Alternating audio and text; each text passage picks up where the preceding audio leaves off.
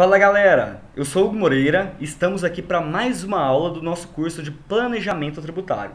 Na aula anterior, eu expliquei para vocês sobre as adições, as exclusões e as compensações no regime do lucro real.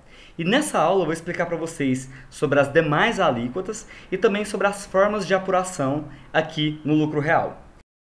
Mas antes, pessoal, eu pergunto para vocês estão gostando do meu curso de Planejamento Tributário? Se vocês estiverem gostando, saibam que todos os meus cursos eu utilizo essa linguagem simples, fácil e prática.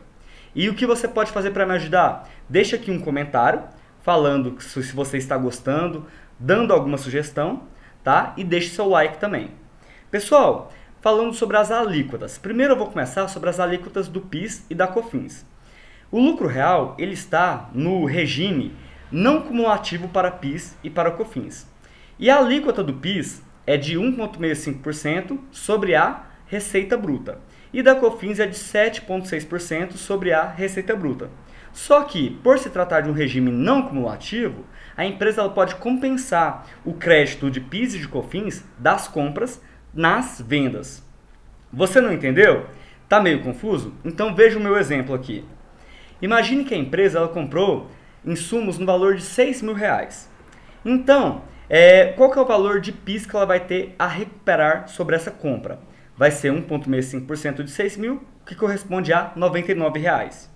Em relação a COFINS, será 7,6% de 6.000, o que corresponde a R$ 456,00. Vamos fazer a apuração do PIS e da COFINS? Então, a empresa vendeu esses mesmos produtos no valor de R$10.000.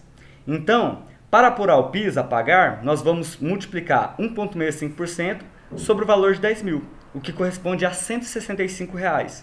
Só que, como o lucro real ele tem um regime não cumulativo para PIS e COFINS, esse não será o valor final que a empresa irá pagar, porque a empresa ela pode compensar o crédito das compras nas vendas. Então ela tem R$ 99,00 de PIS a recuperar nas compras. Então o valor final que ela irá pagar de PIS será R$ 66,00. Da mesma forma, a COFINS. O valor da COFINS será de 7,6% sobre 10.000, o que corresponde a R$ 760,00. Contudo, a empresa possui R$ 456,00 de COFINS a recuperar, de crédito nas compras. Então o valor final que ela irá pagar será de R$ 304,00. Vocês perceberam que é bem parecido com o que é utilizado na apuração do ICMS. Em relação ao lucro presumido, o lucro presumido ele possui PIS e COFINS no regime cumulativo. Então a empresa paga 0,65% e 3% respectivamente, só que ela não pode compensar o crédito das compras. Em relação às demais alíquotas, professor, em relação ao ISS, isso não vai mudar em relação ao lucro presumido. O ISS ele varia de 2% a 5% dependendo do município.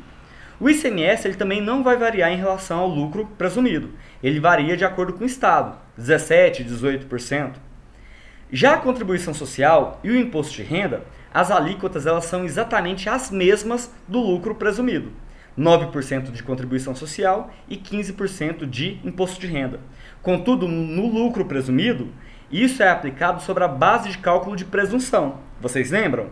Já no lucro real é sobre o lucro fiscal, que é o lucro da DRE ajustado por adições, por exclusões e por compensações. Agora que eu falei para vocês sobre as alíquotas do lucro real, eu quero explicar para vocês sobre as formas de apuração que são constantes no lucro real. Como assim, professor? No lucro presumido e também no lucro arbitrado, a forma de apuração do imposto de renda e da contribuição social, ela se dá trimestralmente. Ou seja, você apura a cada 3 meses, 4 vezes ao ano. Já no lucro real, você pode apurar trimestralmente, mas no lucro real é permitido que você apure também anualmente. Então a empresa pode escolher de apurar trimestralmente ou anualmente.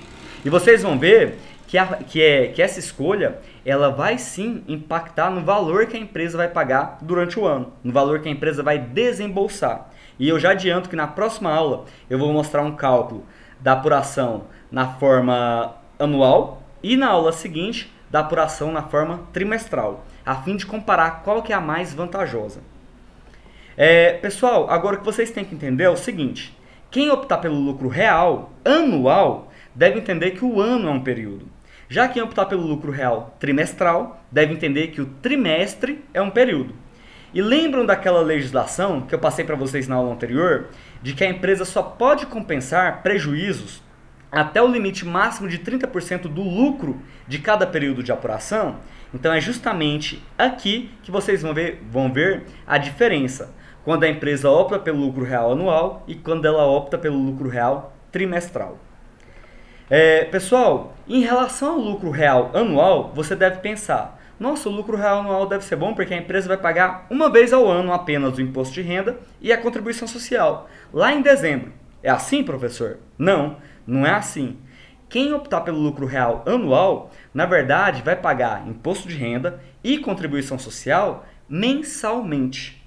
Tá confuso? Então, entenda o seguinte: quem optar pelo lucro real anual vai ter que escolher entre pagar o imposto de renda e a contribuição social ou por estimativa, onde a empresa ela vai utilizar aquela mesma base de presunção do lucro presumido, e quando chegar lá no final do ano, ela vai fazer o cálculo sobre o lucro fiscal, e se ela pagou a mais, então ela vai ter esse prejuízo a compensar no ano seguinte. Se ela pagou a menos durante o ano, ela só complementa o que falta.